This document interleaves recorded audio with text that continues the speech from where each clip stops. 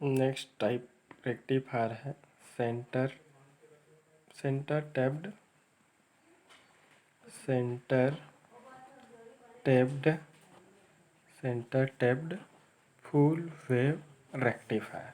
Centre tapped full wave rectifier. तो सबसे पहले फुल वेव रेक्टिफायर क्या होता है उसको समझना चाहिए।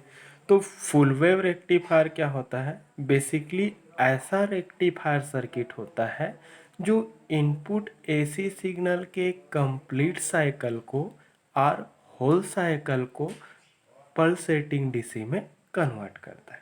तो जो इनपुट एसी सिग्नल के दोनों हाफ साइकिल को पल्सेटिंग डीसी में कन्वर्ट करता है उस सर्किट को फुल वेव रेक्टिफायर सर्किट बोलते हैं। Full wave rectifier circuit input AC signal के होल साइकिल के लिए पल्सेटिंग डीसी आउटपुट देता है।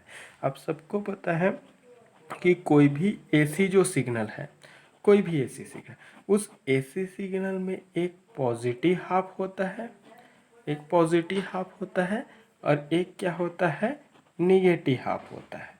तो जो इनपुट एसी सिग्नल के positive half as well as negative half दोनों हाफ साइकिल को पल्सेटिंग डीसी में कन्वर्ट करता है, वह rectifier circuit full wave rectifier circuit कहलाता है। तो full wave rectifier circuit input AC signal के होल साइकिल के लिए pulsating DC output signal provide करता है। तो फुल वेव रेक्टिफायर सर्किट का दो टाइप है on the basis of construction of circuitry. तो सर्किट के कंस्ट्रक्शन के बेसिस पर रेक्टिफायर है वो दो टाइप, एक centre tapped full wave rectifier, दूसरा bridge type full wave rectifier. ठीक है, तो ये on the basis of circuit है, बट ऑपरेशन आउटपुट वोल्टेज की बेसिस पर दोनों क्या है, सेम है। ये सर्किट की कंस्ट्रक्शन के बेसिस पर दोनों अलग अलग, एक centre tapped full wave rectifier और दूसरा क्या है, ब्रिज टाइप। तो centre tapped full wave rectifier basically ऐसा फुल वेव रेक्टिफायर सर्किट होता है जिसमें centre tapped type step down transformer का यूज़ होता है। क्यों इसका नाम पड़ा, क्योंकि इसमें centre tapped type centre tapped type step centre tapped type step down transformer का यूज़ होता है। ठीक है, तो centre tapped type step down transformer का यूज़ होता है जो इनपुट एसी सिग्नल की होल साइकिल या फिर क्या बोल सकते हैं इसको, कंप्लीट साइकिल, होल साइकिल या कंप्लीट साइकिल, या फिर क्या बोल सकते हो, positive half cycle cycle and negative half cycle. तो दोनों हाफ साइकिल को जो पल्सेटिंग डीसी में कन्वर्ट करता है वह rectifier centre tapped full wave rectifier circuit कहलाता है।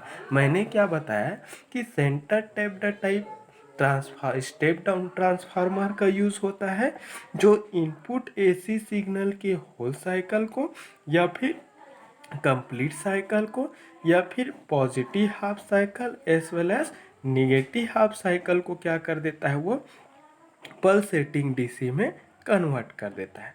तो पल्सेटिंग डीसी में कन्वर्ट करता है, जो एसी को पल्सेटिंग डीसी में कन्वर्ट करता है वह क्या कहलाता है, रेक्टिफायर सर्किट कहलाता है। ठीक है, तो ये आउटपुट रेक्टिफायर से जो आउटपुट सिग्नल मिलता है वह pulsating DC, that means pure DC नहीं होता, वो प्योर डीसी नहीं होता, उसमें डीसी के साथ साथ कुछ अमाउंट में अनवांटेड एसी कंपोनेंट है वो क्या रहते हैं, प्रेजेंट रहते हैं। इस प्रेजेंट अनवांटेड एसी कंपोनेंट को क्या बोला जाता है, रिपल। और इसी प्रेजेंट अनवांटेड एसी कंपोनेंट के कारण output DC voltage value, average value क्या हो जाती है, कम हो जाती है। आउटपुट डीसी वोल्टेज की एवरेज वैल्यू कम होने से आउटपुट डीसी पावर कम होता है। आउटपुट डीसी पावर कम होने से रेक्टिफायर की इफिशियंसी भी क्या हो जाती है, कम हो जाती है। क्लियर हुआ। तो रिपल्स को एज पॉसिबल एज आउटपुट में कम अमाउंट में होना चाहिए ताकि उस रेक्टिफायर की इफिशियंसी है वो क्या हो जाए, बढ़ जाए। तो ये है centre tapped full wave rectifier जो इनपुट एसी सिग्नल के होल साइकिल को पल्सेटिंग डीसी में कन्वर्ट करता है। सेंटर टैप्ड टाइप ट्रांसफार्मर का यूज़ होने के कारण ही इसको centre tapped full wave rectifier कहते हैं। चलो अब इसकी सर्किट देखते हैं। सर्किट का कंस्ट्रक्शन देख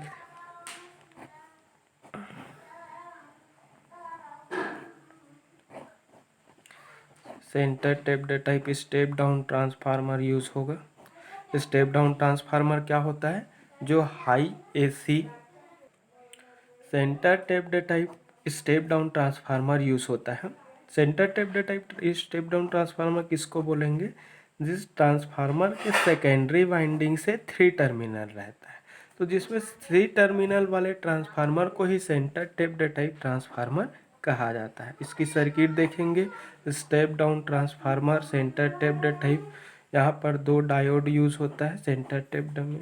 एक को D1 दे देता हूँ, दूसरे को D2 दे देता हूँ। लोड रजिस्टर को दोनों डायोड D1 और D2 हैं उसकी कैथोड को शॉर्ट कर देते हैं। डायोड D1 D2 के कैथोड शॉर्टेड पॉइंट, ये कैथोड शॉर्टेड पॉइंट और सेंटर पॉइंट के बीच में लोड को कनेक्ट कर देते हैं। लोड में फ्लो होने वाला current load current IL, load current flow होने से इसके अक्रॉस डेवलप्ड वोल्टेज को हम लोड वोल्टेज या आउटपुट वोल्टेज बोलेंगे। ये जो आउटपुट जो वोल्टेज है वो पल्सेटिंग डीसी आउटपुट वोल्टेज। यहाँ पर इनपुट वोल्टेज, ये इनपुट वोल्टेज क्या है? एसी सिग्नल है। ये इनपुट एसी सिग्नल ट्रांसफार्मर की प्राइमरी वाइंडिंग को मार्किंग कर देते हैं AB, सेकेंडरी वाइंडिंग को मार्किंग कर देते हैं CD और सेंटर टैप्ड टर्मिनल को मार्किंग कर देते हैं O। तो ये हो गया centre tapped type full wave rectifier. 2 diode use हुआ है, D1 और D2 2 डायोड्स हैं। दोनों डायोड की कैथोड पॉइंट आपस में शॉर्टेड है। दोनों के कैथोड शॉर्टेड पॉइंट से एक लोड रजिस्टर को सेंटर टैप्ड पॉइंट से जोड़ा गया है। लोड रजिस्टर में फ्लो होने वाला करंट लोड करंट को अजम्पशन कर लिए हैं कि राइट से किधर जा रहा है? लेफ्ट की ओर जा रहा है। CD ट्रांसफार्मर की सेकेंडरी है, ये अपर सेकेंडरी टर्मिनल, ये लोअर सेकेंडरी टर्मिनल और O जो है सेंटर टैप्ड टर्मिनल। A और B ट्रांसफार्मर की प्राइमरी वाइंडिंग। ट्रांसफार्मर के जिस वाइंडिंग में हम एक्सटर्नल इनपुट सिग्नल देते हैं वो प्राइमरी वाइंडिंग होता है और जिस वाइंडिंग में हम लोड को कनेक्ट करते हैं वो सेकेंडरी वाइंडिंग होता है। तो ये सर्किट का कंस्ट्रक्शन हो गया। डेफिनेशन क्या है? ये इनपुट एसी सिग्नल के कंप्लीट साइकिल को पल्सेटिंग डीसी में कन्वर्ट करता है और centre tapped type step down transformer use होने के कारण ही इसे centre tapped type full wave rectifier कहते हैं। ठीक है, तो होल साइकिल के लिए आउटपुट देगा। पॉजिटिव हाफ साइकिल के लिए भी पल्सेटिंग डीसी मिलेंगे, निगेटिव हाफ साइकिल के लिए भी पल्सेटिंग डीसी मिलेगा। तो दोनों हाफ साइकिल के लिए पल्सेटिंग डीसी मिलता है, इस कारण बोलते हैं इसको फुल वेव रेक्टिफायर। आउटपुट जो पल्सेटिंग डीसी होता है वो प्योर डीसी ना हो करके उसमें डीसी के साथ साथ कुछ अमाउंट में क्या प्रेजेंट रहते हैं? एसी कंपोनेंट प्रेजेंट रहते हैं। चलो इसका अब ऑपरेशन देखते हैं। ऑपरेशन, ये आपका एक्सटर्नल इनपुट एसी सिग्नल है, वह external input AC voltage signal है जिसे पल्सेटिंग डीसी में कन्वर्ट करना है। ठीक है, तो जैसे ही इनपुट एसी सिग्नल का पॉजिटिव हाफ अपीयर होगा, इनपुट एसी सिग्नल की positive half cycle, input AC signal की positive half cycle wave form बना देता हूँ मैं। इनपुट एसी सिग्नल की positive half cycle wave form, ये प्योर साइनोसाइडल सिग्नल है। प्योर साइनोसाइडल सिग्नल को ही हम जनरली इंडिया में एसी बोलते हैं। ये आपका बना देता हूँ 4 पाई। ये इनपुट एसी सिग्नल है बोल सकते, जिसे ये पॉजिटिव हाफ है, ये निगेटिव, ये फिर पॉजिटिव फिर निगेटिव। यहाँ पर आउटपुट वोल्टेज का वेव फॉर्म बनाएंगे।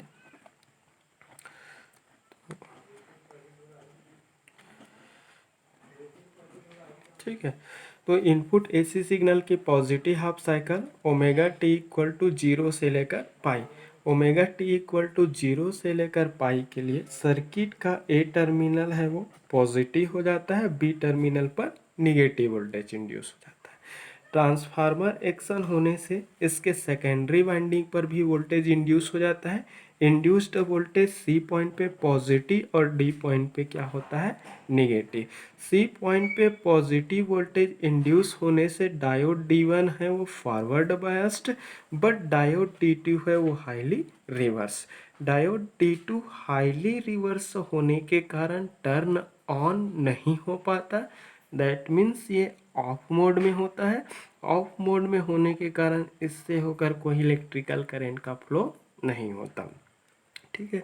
फाइनली D2 से होकर फ्लो होने वाले करंट की वैल्यू क्या होती है, 0 होती है।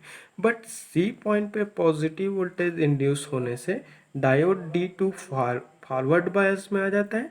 फॉरवर्ड बायस में आने से डायोड D1 है वो टर्न ऑन हो जाता है, कंडक्ट हो जाता है। कंडक्ट होकर एक ऑन स्विच की तरह बिहेव करना शुरू कर देता है। फाइनली करंट है वो सी पॉइंट, सी से डायोड D1 से लोड रजिस्टर RL से होते हुए ओ पॉइंट में सर्कुलेट होता है। हमेशा करंट पॉजिटिव से ही निकलेगा। सी पॉइंट, सी से डायोड D1 से लोड रजिस्टर RL से होते हुए ओ पॉइंट में सर्कुलेट होंगे। तो इस सर्किट के लोड में फ्लो होने वाला करंट एजम्पशन डायरेक्शन में ही फ्लो होता है। इस कारण फ्लोविंग लोड करंट पॉजिटिव होता है और लोड करंट के पॉजिटिव होने से डेवलप्ड आउटपुट वोल्टेज भी पॉजिटिव होता है। तो 0 से लेकर पाई तक के क्या होगा, आउटपुट वोल्टेज है वो पॉजिटिव मिलेगा, पॉजिटिव मिलेगा।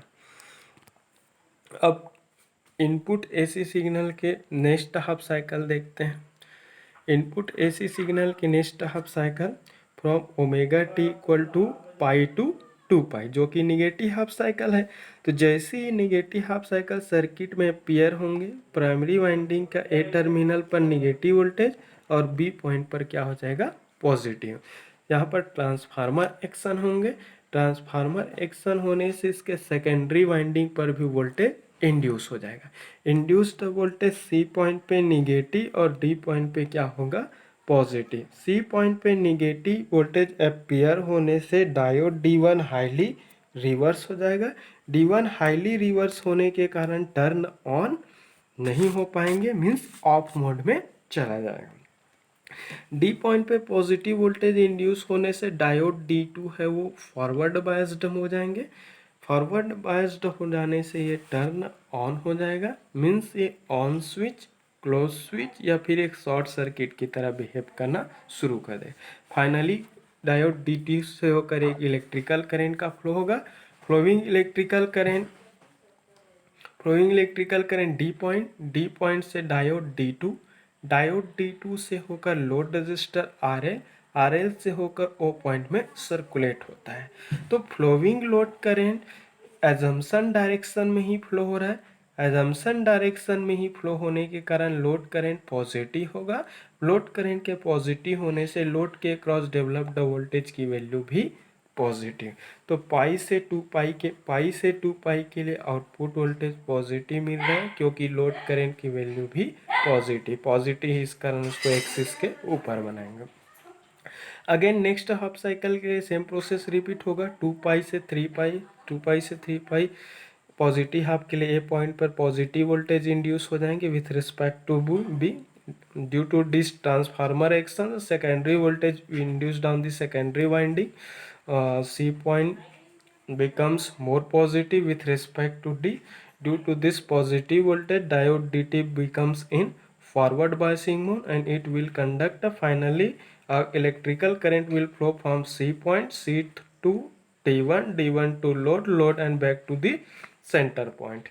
Now the flowing current is in direction of actual assumption direction, then flowing current will be positive and developed output voltage always will be positive. So from omega t equal to 2 pi to 3 pi, output voltage will be positive. Now we can draw it above the axis, and this process is repeated again and again each and every cycle of input AC signal.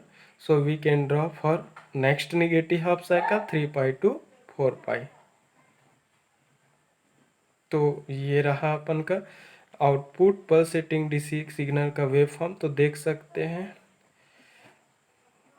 कि हमने input AC signal का positive दिया, उसके लिए भी output मिल रहा है, negative दिया, उसके लिए भी आउटपुट मिल रहा है, अगला पॉजिटिव हाफ आया, उसके लिए भी आउटपुट, अगला निगेटिव हाफ आया, उसके लिए भी आउटपुट। तो इनपुट एसी सिग्नल के कंप्लीट साइकिल के लिए हमें पल्सेटिंग डीसी आउटपुट मिल रहा है। तो जो होल साइकिल को पल्सेटिंग डीसी में कन्वर्ट करता है वह क्या कहलाता है? Full wave rectifier. तो देख सकते हैं इसमें दोनों हाफ साइकिल के लिए पल्सेटिंग डीसी मिल रहा है, इस कारण इसको बोलते हैं फुल वेव रेक्टिफायर। और ये centre tapped type step down transformer का यूज होने के कारण इसे centre tapped full wave rectifier कहते हैं। ये ट्रांसफार्मर सेंटर टैप्ड है जो कि स्टेप डाउन टाइप है, क्योंकि इसके सेकेंडरी वाइंडिंग के सेंटर पॉइंट से एक थर्ड टर्मिनल निकाला गया, 1, 2 एंड 3। तो 3 टर्मिनल निकले होने के कारण ही इसको क्या बोलते हैं? Centre tapped type step down transformer.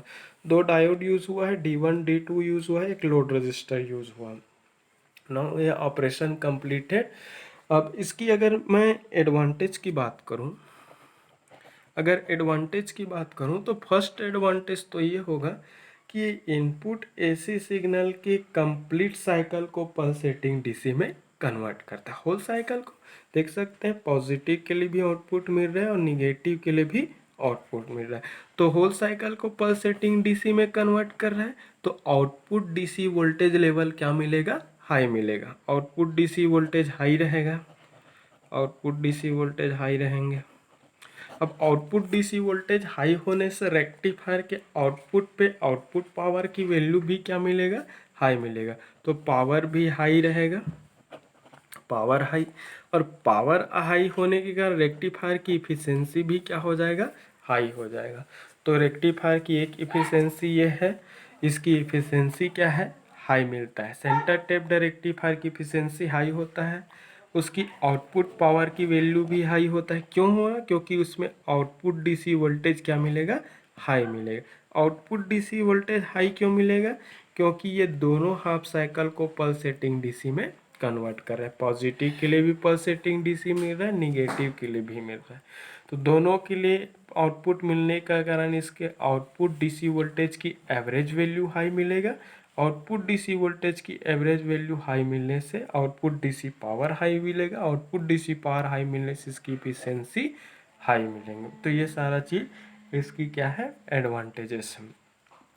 तो एक और एडवांटेजेस ये है कि जब इसकी इफिशियंसी ज़्यादा है तो इसमें लॉसेस की वैल्यू क्या होगा? कम होंगे। जो अनवांटेड जो पावर की जो लॉस होता है, उस अनवांटेड पावर की लॉस भी क्या होंगे? कम होंगे। ये भी इसकी क्या है? एडवांटेज है। अगर डिसएडवांटेज की बात करूं तो centre tapped full wave rectifier की डिसएडवांटेज ये है कि सर्किट है वो, मतलब कंप्लीट सर्किट का जो कॉस्ट है वो क्या हो जाता है? कॉस्टली हो जाता है, महंगा होता है।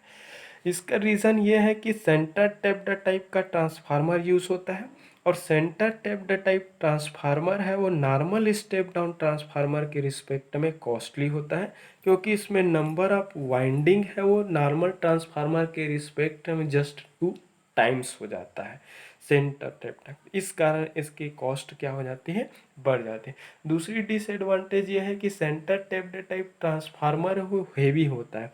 हेवी होने के कारण सर्किट है वो क्या हो जाता है? बल्कियर हो जाता है, हेवियर हो जाता है। दूसरी ड्रॉबैक ये है। ठीक है। सेंटर टैप्ड टाइप ट्रांसफार्मर है, उसकी साइज बड़ी होने की वजह से सर्किट बोर्ड में सर्किट बोर्ड की आवश्यकता भी क्या होती है? साइज की आवश्यकता भी बड़ी आवश्यकता होती है। तो ये भी इसका क्या है? ड्रॉबैक। तो ये कॉस्टली होता है, large space is required in circuit board, ये भी इसका ड्रॉबैक है। और सर्किट हेवी होता है, ये भी इसका क्या है? ड्रॉबैक है। और तो मेनली इसकी ड्रॉबैक है वो ट्रांसफार्मर पर बेस्ड है, क्योंकि centre tapped type step down transformer का यूज़ किया गया है। कॉस्टली होता है, बल्कियर होता है, कॉम्प्लेक्स होता है। कॉम्प्लेक्स हो जाता है, सर्किट की साइज बढ़ जाती है, हेवी हो जाती है, ये सारा चीज़ इसका डिसएडवांटेज है। Thank you. बार बार देखो, रिपीट करके देखो, समझ में नहीं आया तो कमेंट कर सकते हो, कॉल कर सकते हो। Thank you very much.